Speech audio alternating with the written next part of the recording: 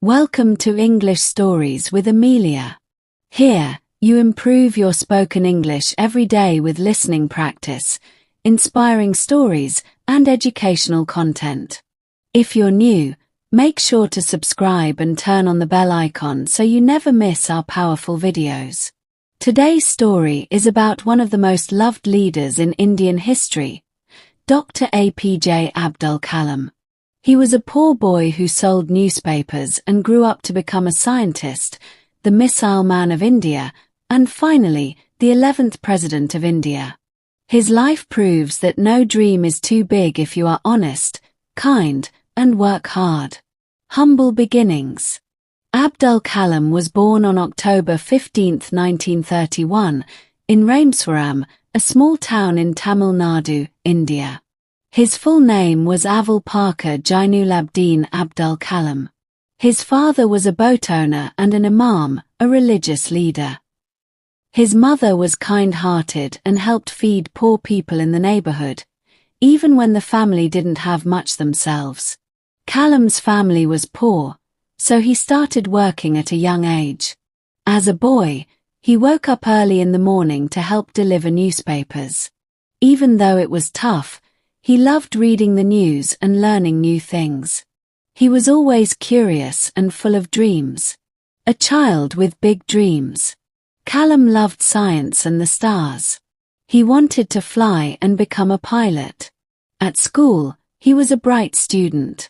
But life was not always kind. Once, a teacher told him to sit at the back of the class just because he was Muslim. It hurt him deeply. But his friend's father, a Hindu priest, stood up for him and said no child should be treated unfairly because of religion. This moment taught Kalam the value of equality and respect for all. Kalam studied hard, even though his home had no electricity. He used a kerosene lamp to read at night.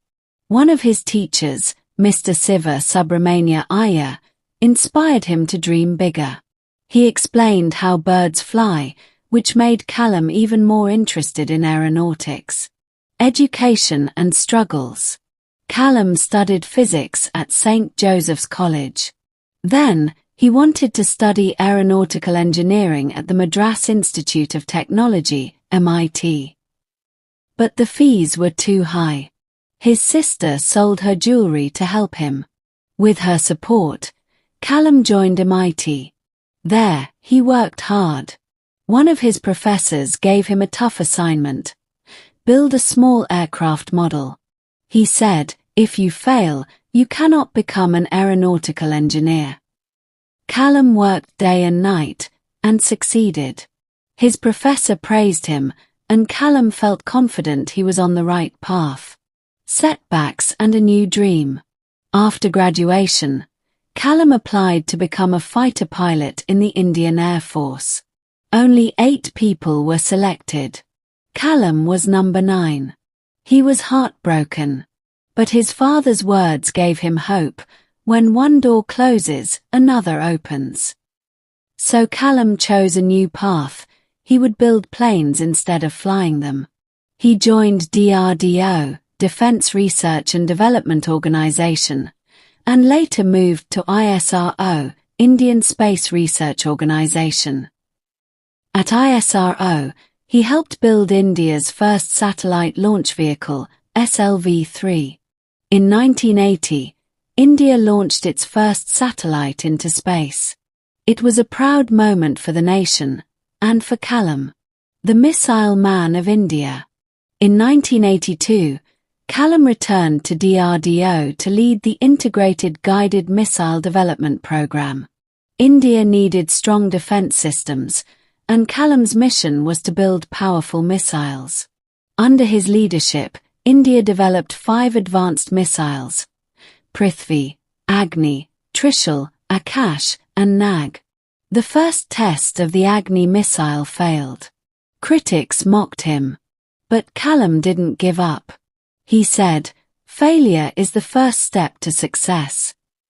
After hard work, the next test succeeded. The world was amazed. Kalam became known as the Missile Man of India. Personal sacrifices.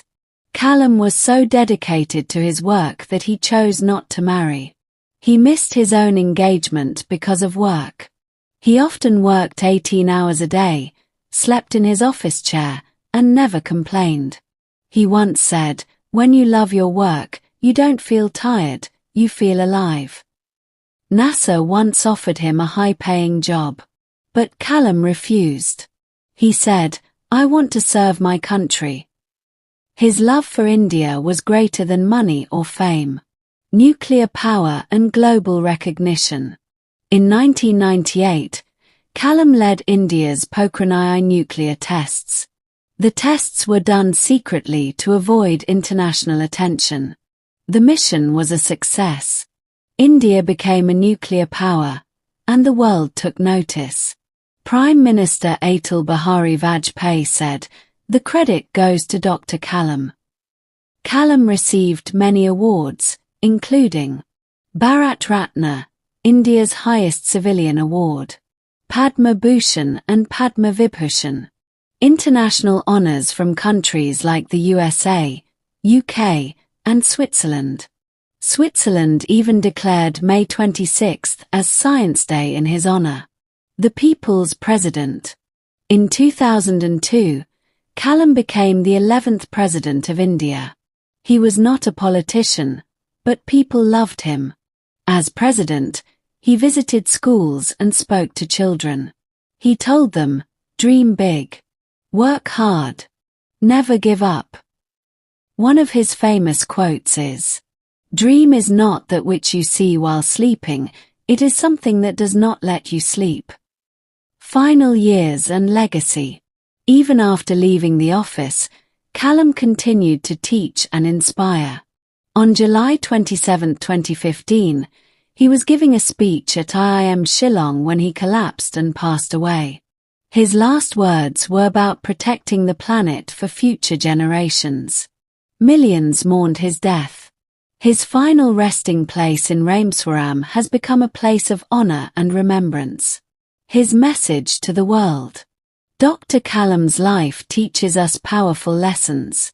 Believe in yourself. Dream big and work hard. Failure is not the end, it's the beginning. Stay humble and kind. Help others whenever you can. He once said, "Don't take rest after your first victory, because if you fail in the second, more lips are waiting to say your first victory was just luck." So let's keep going. Let's dream big and make a better world, just like Dr. Kalam wanted.